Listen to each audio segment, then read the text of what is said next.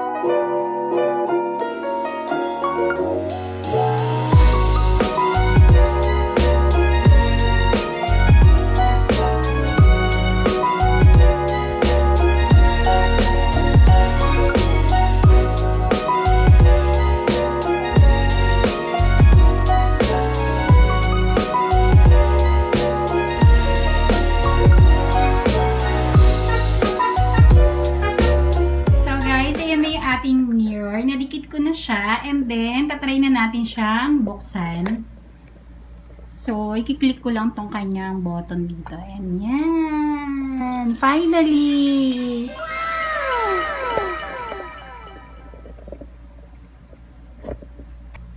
So guys, kinonect ko lang yung USB port niya dito sa aking power bank, ayan. Pero pwede rin naman siyang adapter kung gusto nyo connect siya mismo sa inyong socket. And then, yan na siya guys. So guys, dito sa button niya, light press lang kapag gusto mo siyang patayin, and same lang din kapag gusto mo siyang buksan.